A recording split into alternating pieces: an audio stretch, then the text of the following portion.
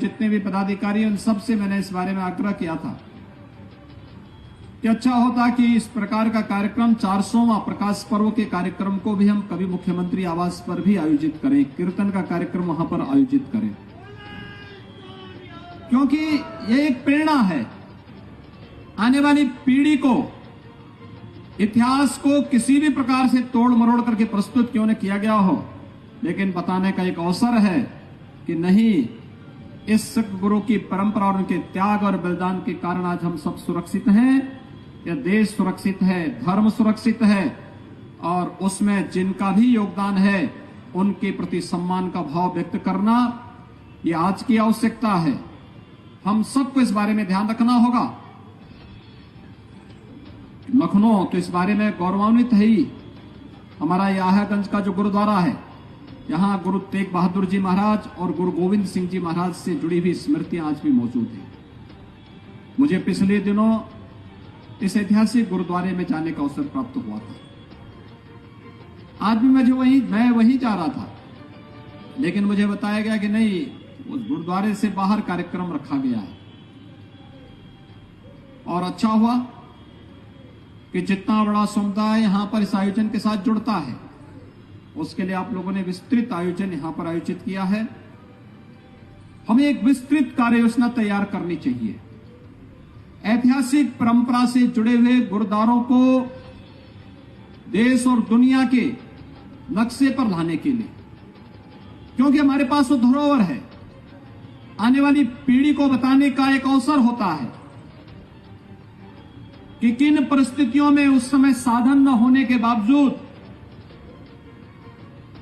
गुरु तेग बहादुर जी महाराज गुरु गोविंद सिंह जी को लेकर के इन स्थलों पर आए थे, और उसके साथ जुड़ने, उसके साथ एक आत्मीय भाव के साथ जुड़ने, आने वाली पीढ़ी के लिए एक प्रेरणा और एक नया आदर्श प्रस्तुत करने का भी एक माध्यम हम सब के लिए इस प्रकार के आयोजन बनते हैं।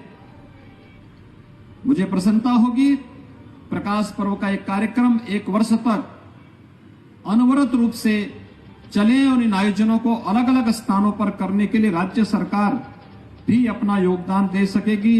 यहां पर इस प्रकार का एक आयोजन हम लोगों को आयोजित करने चाहिए, हर जनपद में आयोजित करने चाहिए। हम लोग इन आयोजनों के साथ जुड़ने में मुझे गौरव की अनुभूति होगी, प्रसन्नता की अनुभूति होगी। मैं आप सबको एक बार फिर से इस बारे में कि हमारे जितने भी 10 के 10 सिख गुरुओं के साथ साथ उन सभी क्रांतिकारियों, उन सभी स्वाधीनता संग्राम सेनानियों जिनके शौर्य और पराक्रम से, जिनके त्याग और बलिदान से भारत स्वाधीन हुआ, भारत की धर्म और संस्कृति सुरक्षित हुई, उन सब के प्रति सम्मान का भाव, श्रद्धा का भाव रखते हुए उन्हें पाठ्यक्रम का हिस्सा बनाने के लिए हम सब अहर्निश कार्य कर रहे हैं और आगे भी करेंगे, जिससे आने वाली पीढ़ी पाठ्यक्रम में उन महापुरुषों के योगदान को स्मरण करते हुए आत्म गौरव की अनुभूति कर सके।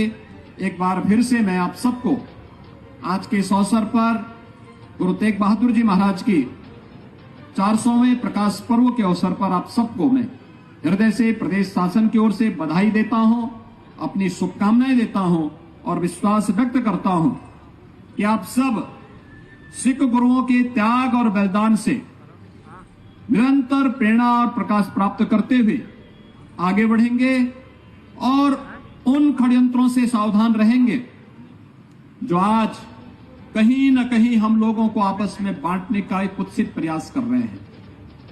हमें इस बात को ध्यान में रखना होगा कि सिख गुरुओं का त्याग और बलिदान भारत की रक्षा करने के लिए, देश और धर्म की रक्षा करने के लिए उस कालखंड में जो था, उसकी प्रासंगिकता हर देश, हर काल, हर परिस्थिति में सदैव बनी रहेगी।